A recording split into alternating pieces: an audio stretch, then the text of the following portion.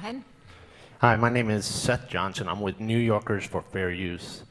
And I guess I should start my comments with an expression of regret that I don't think we really have a very clear picture of our policy, what we would say about trademark as such.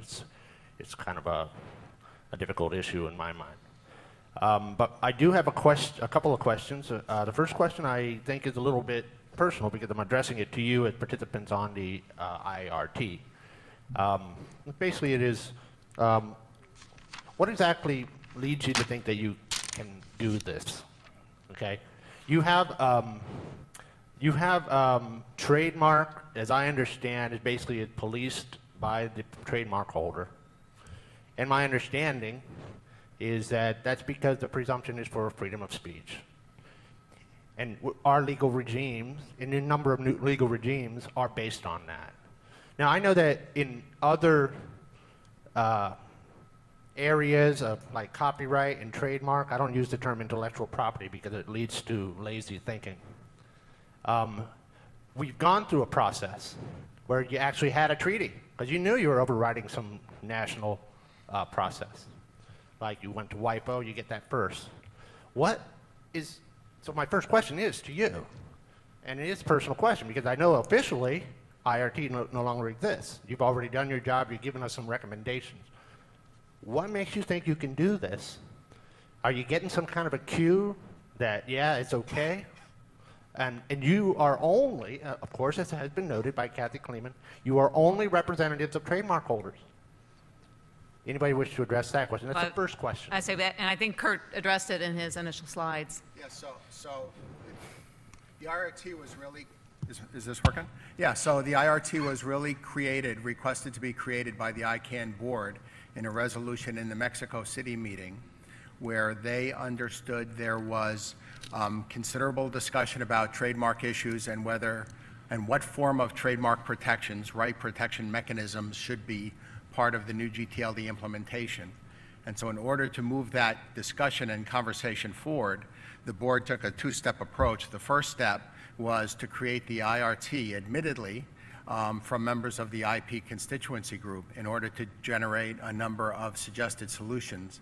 And then the second step was then to vet those solutions, expose them to public comment, have a public discussion about them so that some solutions could be incorporated into the applicant guidebook. In order to finish the process development for new TLDs. And the members of the IRT that are here are kind enough to, all their work was done on a volunteer basis, many, many hours of work, and have been kind enough to extend past their tour of duty in order to most competently describe what their ideas are in public rather than to leave us with a document that we would argue about. So we asked them to extend their stay and lend us their personal expertise. And I'm going to, if I can ask you just to maybe go to the end of the queue, just so, because we have long queues here. So I'll go as quickly as I can. Well, okay. No, I'd like you, if you could, maybe ask one more question, and then we're going to switch. Just a point of clarification, though, you did also go through a whole process with the GNSO that involved other constituencies, and they reached their own conclusion before this. My second question is, what are we doing here today? If the IRT has been disbanded, are we simply asking for clarification on your recommendations?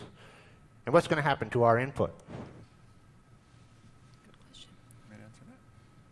What? Yeah, so the input that we're asking everybody that's in line here is to say, you know, I support this recommendation of the IRT, or I support a recommendation of the IRT, or by demand media or WIPO with amendment, or I disagree with this recommendation. And all those comments from Sydney and London and here will be synthesized so that at the end, when there's another version of the guidebook, there'll be a direct tie between the comments that are made and what's published.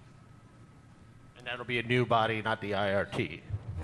And maybe that body will be constituted by other constituencies. Right, so we're taking input, ICANN is taking input from all constituencies. We'll synthesize that, take that synthesis, publish it in a version of the guidebook that again is available for public comment to see if we've captured that that discussion. And you are indicating that, in fact, the only variation that applies here is a modification on the recommendations they presented. Did you agree or disagree or modify? No, or other solutions are welcome too. Okay. Thank you. Go ahead, sir.